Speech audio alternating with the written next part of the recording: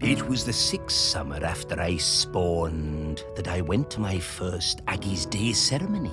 You know, Aggie, the dry cider who saved the world from cracking in two.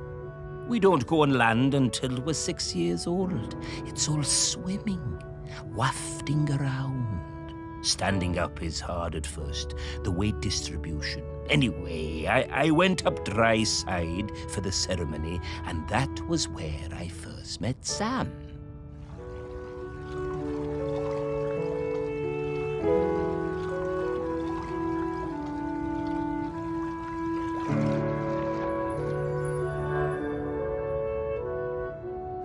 It was so loud and hot out there, all that shell blowing. I was bored, and my body felt dry and heavy. I was too young, really. There were souvenir stalls selling bracelets with little stones of polished lava. I wanted one so bad I would not shut up about it. Sam saw I was fed up. They took me up the beach, away to the dunes, and Sam gave me a little polished stone of my own to play with. Had a heart of gold, they did. It wasn't until years later that I found out it was a tiny replica of the one Aggie died on. We became good friends. Sam helped a lot. They were always on my side. My pod, we were quite traditional, didn't like us working with the dry-siders, but Sam talked me into going for the job as a diver on the new harbour. If it wasn't for them, I don't think I'd have tried. That stone was my lucky charm. I took it with me when I went for the interview, and I took it down with me when I went on my first dive. I had a pocket made specially in my tool belt. Sam took me under their fin, invited me out to the camel, and let me stay with them and Blythe on the ferry if it was a late one. And there were plenty of late ones. Karaoke nights are still my favorites. Every time I feel that lucky stone in my pocket, I think of Sam.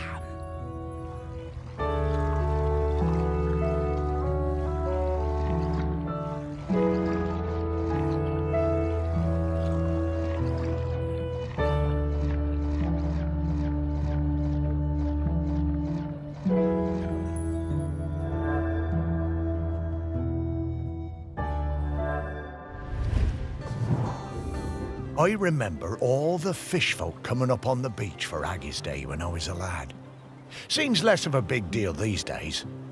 I guess they still celebrate it, but, well, it's a lot more sedate. Back then, oh, it was a huge event.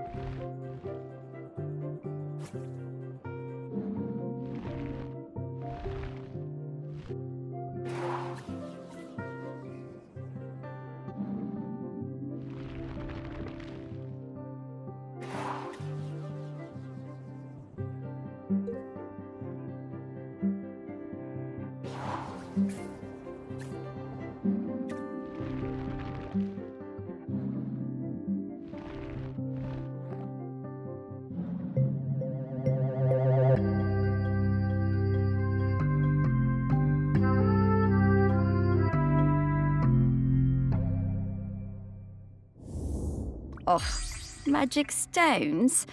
I knew humans were superstitious, but I thought the fish folk would be a bit more savvy.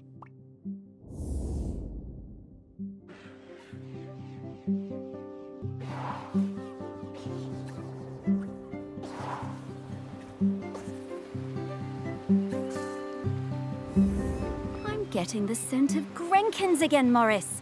I'll pop up to let you know when we...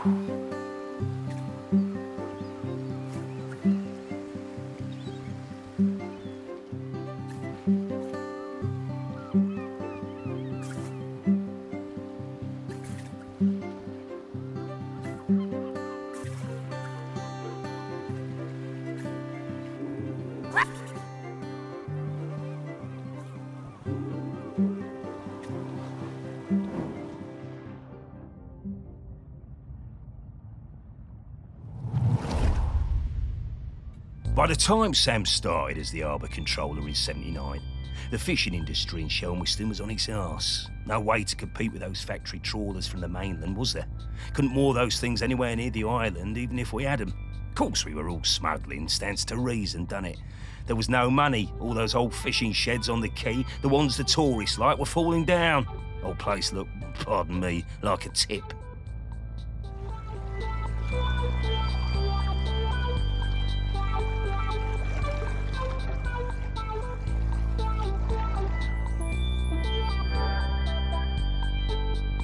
There was a lot of trouble at first.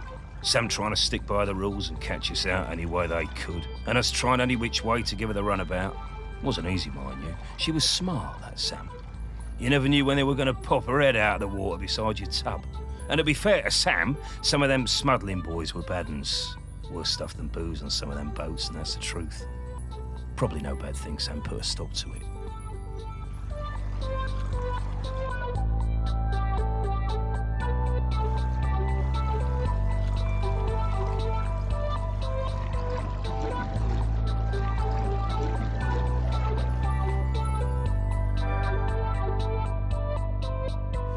But in time, Sam started to see how things were, how we do things, and we came to an understanding of sorts. If Sam turned a blind eye to a bit of the decent stuff, the harmless stuff, then we'd report the worst of it. I mean, we all want to keep the seas safe, stands to reason. Plus, Sam was partial to a bottle or two of the sheep shank on occasion. Oh, yeah. Sam was sharp as a gutting knife. They made us hand over some of the, shall we say, dividends to fix up the quay, all them sheds and that. Make them into something we'd be proud of. Turn things around for Shelmiston, that did. Now we get more of those tourists since the big ferry started. And they love a day out on a boat. Can takes them all out, he does. At the same time, Sam organised a kind of work-sharing thing with the fish folk. Got some of them to swim along with the fishing boats, help them locate the biggest shoals. Gave those big trawlers with all their fancy radar gear a run for their money. We'll never be big players in the fishing down here. But thanks to Sam, we hold our own. Bless him.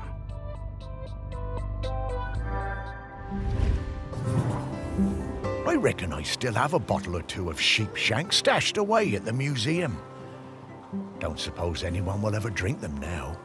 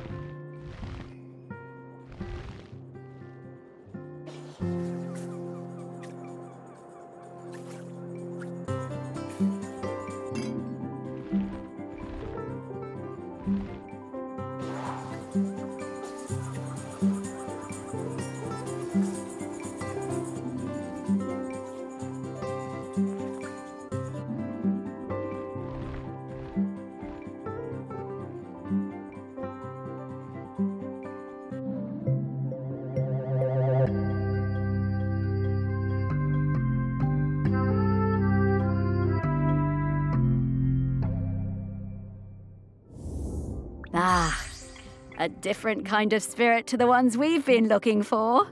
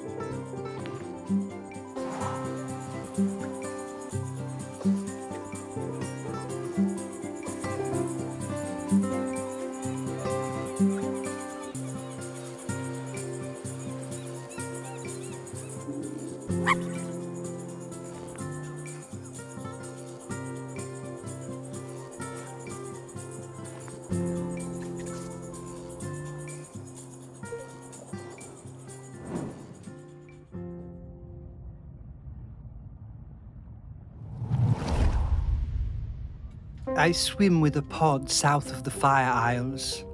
I believe the dry-siders call the larger one Shelmerston. It's where the ceremony happens for the dry-sider who stopped the world from cracking. That's where I first heard talk of toast and where I met the friend called Samfire. I did not believe it at first. A food which snaps so dry. Then one morning at sunup, I followed the ship and caught a blackened slice as it arced into the water. This was the start of my lifelong love of toast. I saw Samfire on the dry side and came up out of the sea to ask them for toast. They asked me to put on some pants. But I refuse to denigrate myself with dry-side fabric. No matter, I had brought some shiny coins with me that I found on the seabed and secreted in my swimming falls. Sam took me to their parents' toast shack, but they refused to serve me without clothes. They also told me that my shiny coins were unsuitable, too old. So Sam lent me some trousers, and I swept the toast shack in return for crispy slices. Sam taught me some of the ways of the dry-siders. But to be honest, I'm only interested in the toast. I never wanted to eat anything else. Sam understood this. I spend my nights swimming through the black waters of the deepest ocean trenches. By day, I come up onto quayside and fill up on the finest crusted seedy bloomer, almost black, no butter.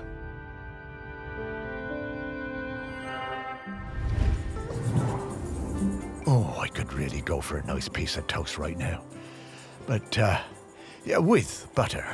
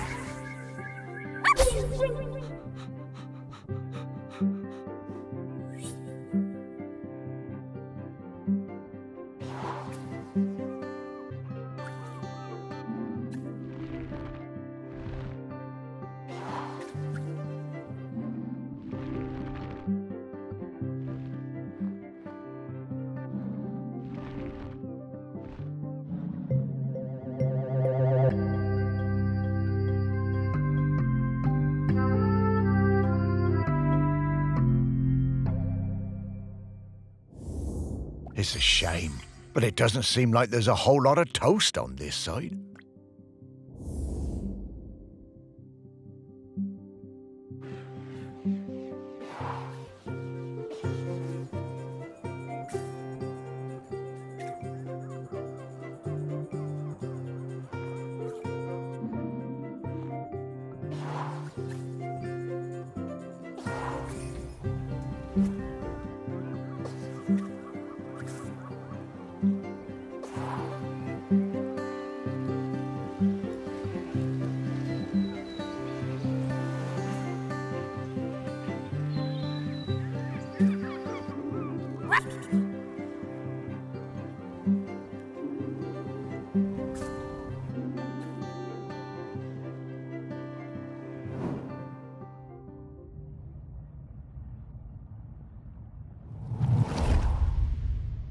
When I was a kid, I hated the annual Morlo Cull.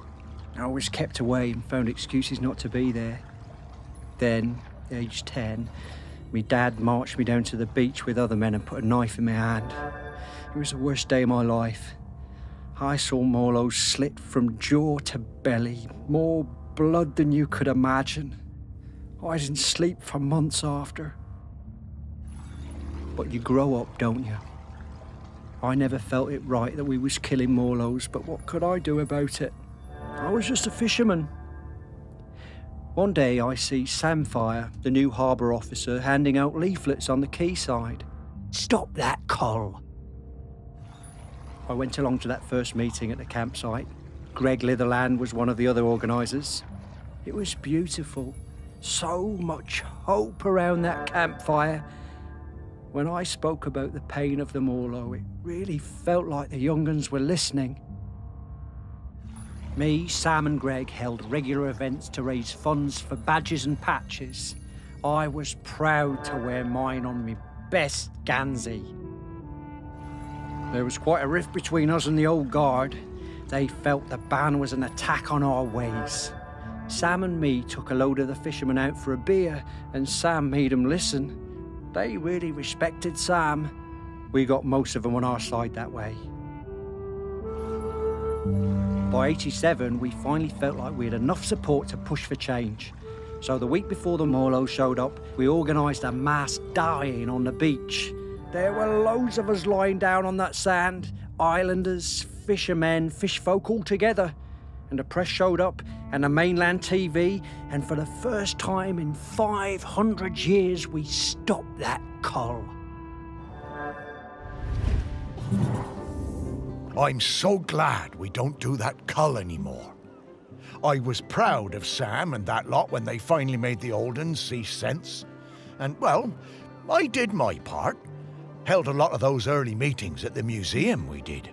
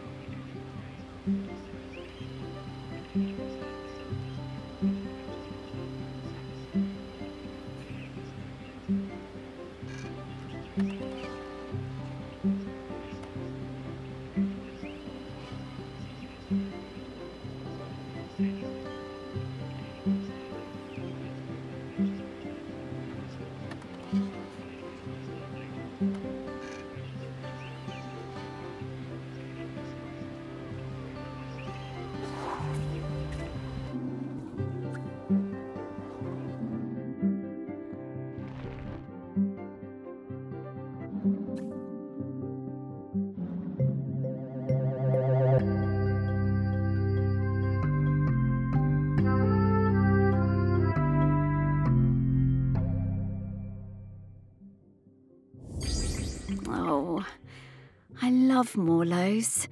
Such gentle creatures.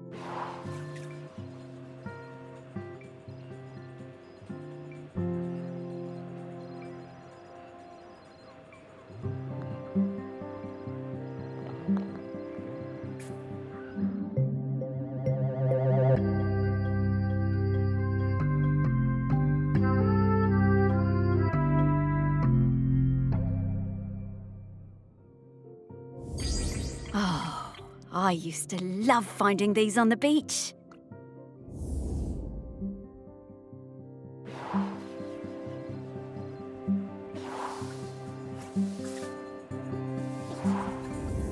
Oof, Sam. This is an easy scent profile. I'm coming, Sam.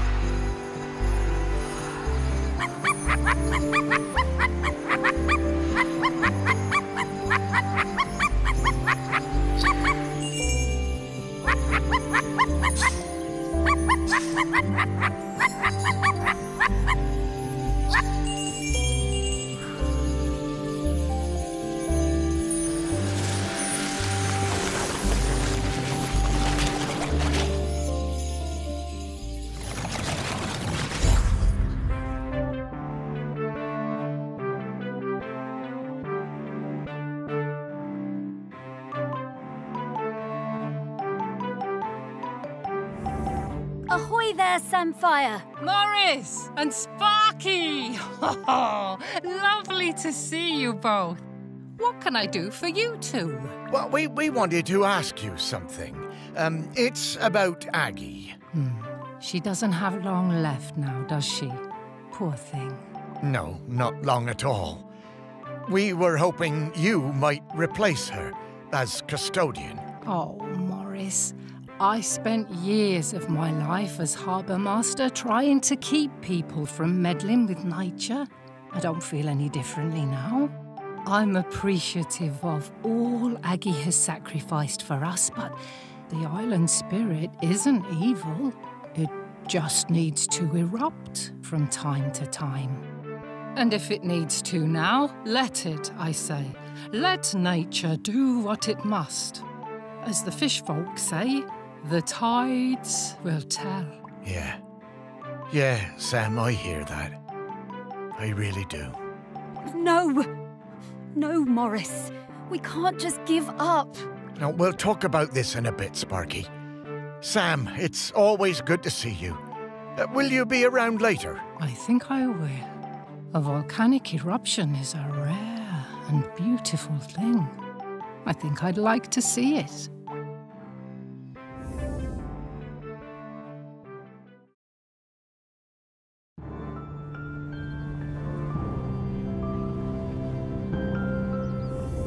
Okay, we just need to talk to Aggie. She'll know what to do. No, Sparky.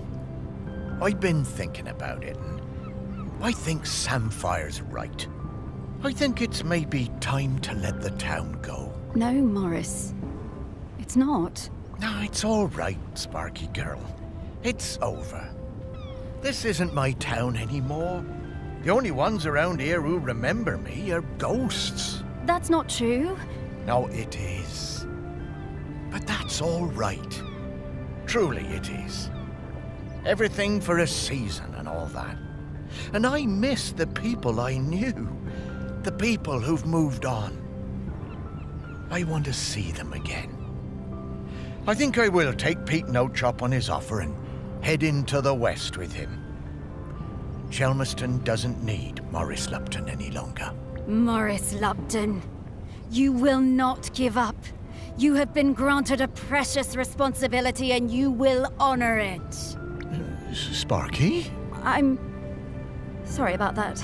Remember when I told you I was mostly Sparky? I am, but mostly. Then what else are you? I am the rock that you stand on. The wood you people built this town from. The magma bubbling beneath your feet. I am Shelmerston. And right now I want to erupt. But I have also made connections to the things that live here. Connections I want to keep alive. I need you, Morris. Right. Well, And I'm still your Sparky. And I need you, Morris. We all do. Oh, Sparky. I know you feel forgotten. I know you want to move on. I do too, but I can't until I wrap up this last bit of unfinished business. Will you try one last avenue with me? If we still can't find a solution, then I'll be done. It'll all be done. And we can go into the West together. Please. All right, Sparky. One last try. But who else is there to talk to? Aggie. Aggie? But where is she? Oh, she's everywhere, isn't she? She is. But I can sniff her out. I just need some mementos. But where would we find mementos from back then?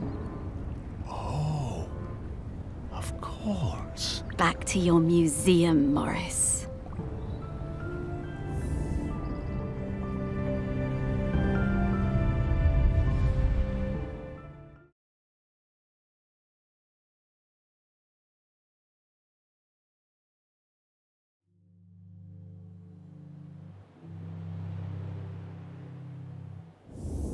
Ah, well, it's reopened. Well, I suppose that's good. You need to keep up the footfall.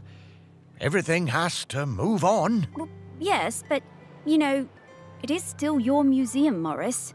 It wouldn't be here without you. Ah, it was never my museum, Sparky. It was Shelmerston's.